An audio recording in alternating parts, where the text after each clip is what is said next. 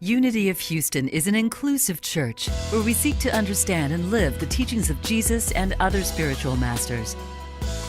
At Unity, we welcome all people from all spiritual paths and every walk of life. We celebrate the diversity of our city and of our world, and we teach love, tolerance, and oneness, seeking to live in harmony with open minds and open hearts. Wherever you are in your spiritual path, you are always welcome at Unity. Join us and discover that the life of your dreams is already within you.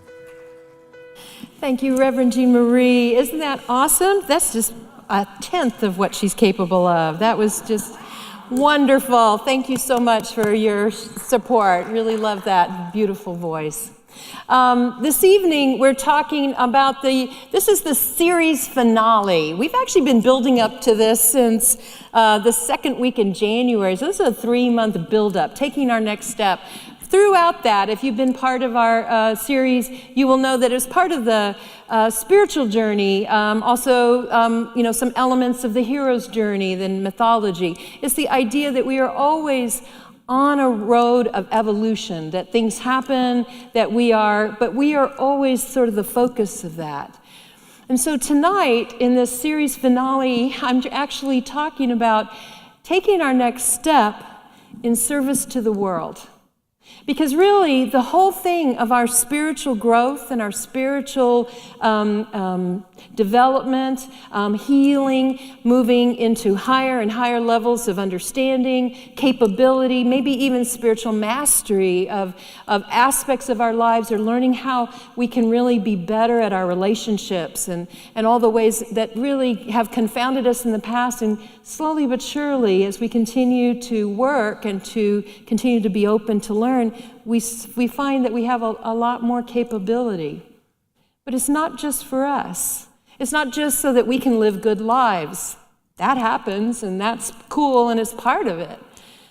But it's really in service to the elements of our soul, the gifts that we've been given, the things that have been implanted in our souls that are specific for the needs of our world at the time at which we are here. There is a great deal of efficiency in the universe.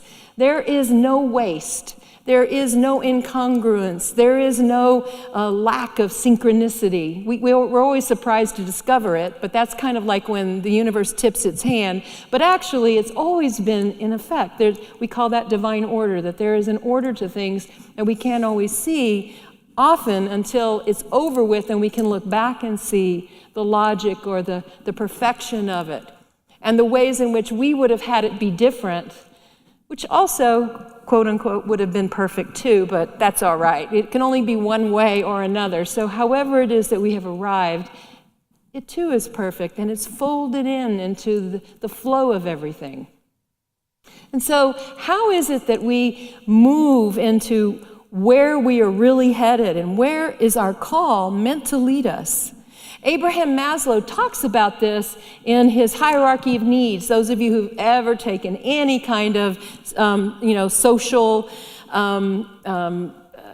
psychological or social service backgrounds know that Maslow's hierarchy of needs really starts with survival instincts, and it moves into a sense of community, of belonging, the need for belonging. And when that's met, it continues to move up as we become more and more capable, autonomous, and useful individuals until we move into what he described as actualization. And then it's just sort of like, kind of shoots out to the universe. Like supposedly actualization is itself a path.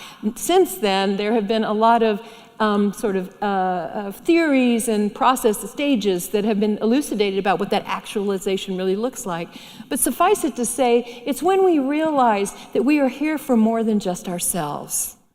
That we are really here to put our work into effect, to put our souls into place, to come from the deepest passion and love from ourselves so that we can add more, so that we can be like Theo Wilson, ready to be a bridge in polarized situations, to be able to lend the energy of healing, of wholeness, of possibility. Sometimes it's simple just to bring more love, more joy, more goodness into expression. It doesn't have to be saving the world to make you worthwhile. By you engaging in the place where you are planted and with the people who are connected to you, that is your work and that is your playground. That's the place in which your light can shine and be a beautiful beacon for the world. Teilhard de Chardin, one of my very favorite philosophers, wrote, "There is now incontrovertible evidence that humankind has just entered upon the greatest period of change the world has ever known. The ills from which we are suffering have had their seat in the very foundation of human thought. But today, something is happening to the whole structure of human consciousness. A fresh kind of life is starting. In the face of such an upheaval, actually shaken by it, no one can remain indifferent. Swept along by the tide of affairs, what can we do to see clearly and act decisively? No matter what reactions we may have to current events, we ought to first reaffirm a robust faith in the destiny of humanity." That sounds like it was written for us today, doesn't it? Teilhard de Chardin died in 1955, the year I was born. Already he sensed and could see a trajectory that we are continuing in our time, in the age in which we live, and beyond us.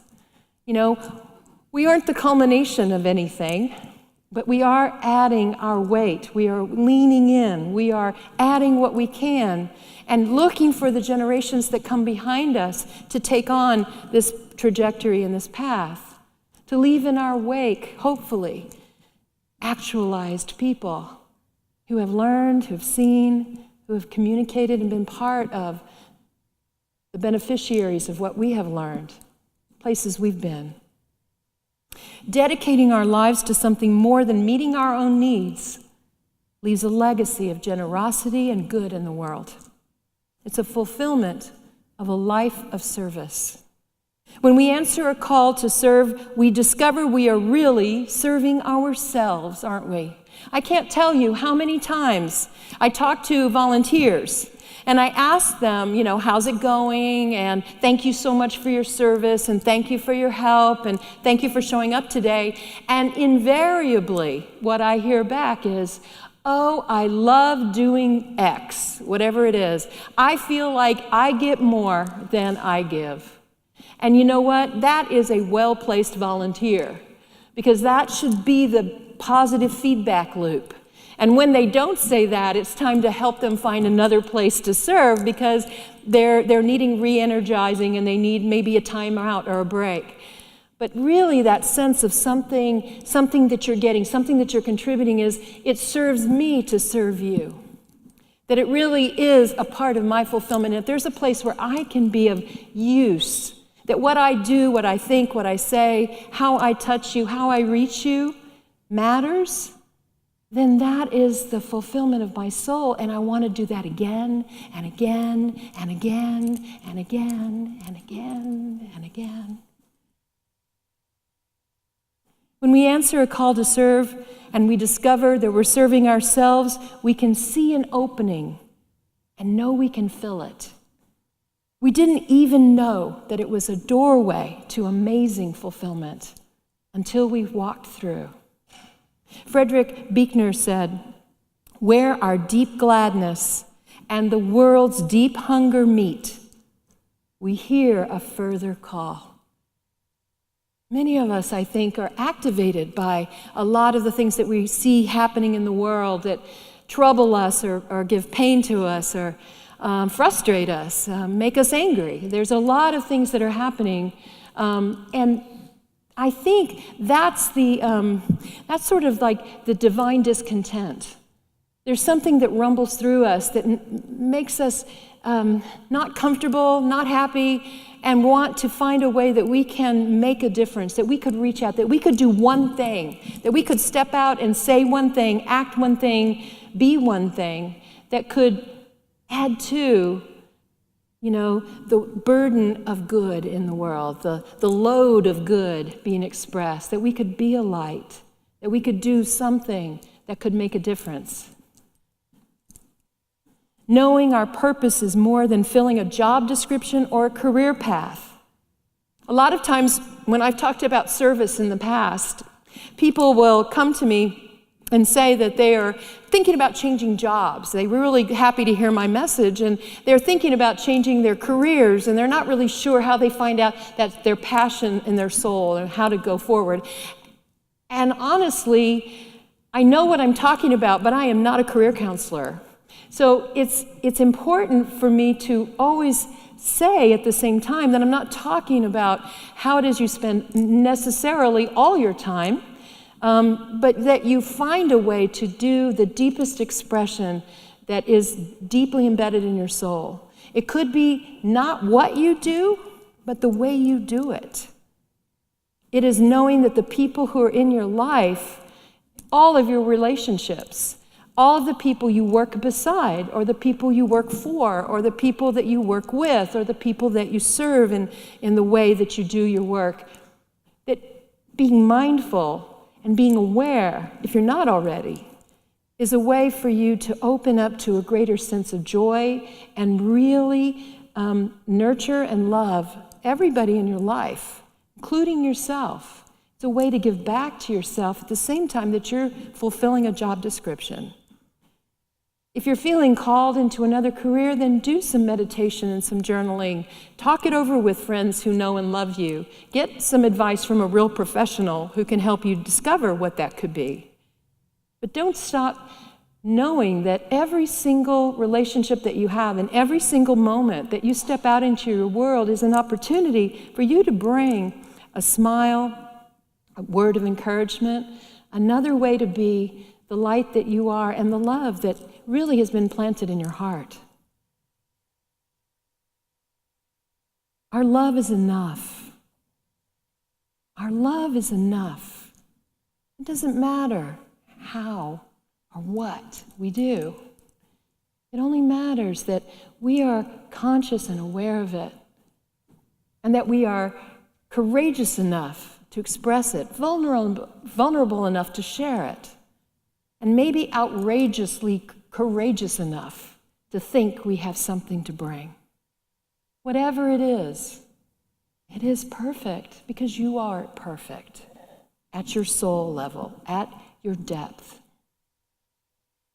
The world needs our love and our highest expression of self. And if you don't think so, look at the next breaking news that's lighting up your phone right now. We need to be more than the world that we often are perceiving. Needs our light, needs our love. Gail Thorell Schilling shares a story. She says, though I haven't seen her for years, I still see my friend Patty in my mind, always in the same pose. We're rehearsing music with our liturgical folk group, and she sits on the carpeted altar, slightly apart from the guitarists and the fiddlers. She sings her throaty alto harmony and smiles. Throughout the song, she mends a rip in the crimson carpet with a curved needle and waxed thread at our feet. The tear probably isn't even visible from the congregation, yet Patty knows it's there and knows that it will eventually grow large enough to trip someone.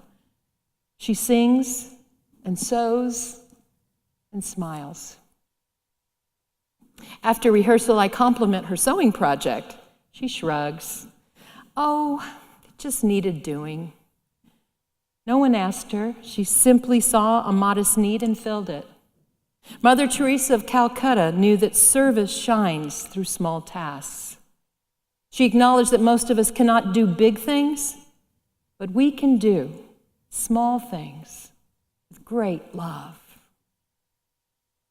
Patty sewed the carpet. Robin takes home a pile of linens to wash after Sunday coffee.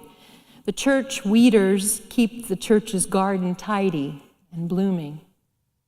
Small things. Yet the cumulative effect of so much loving effort makes our world a sweeter place. So Gail continues.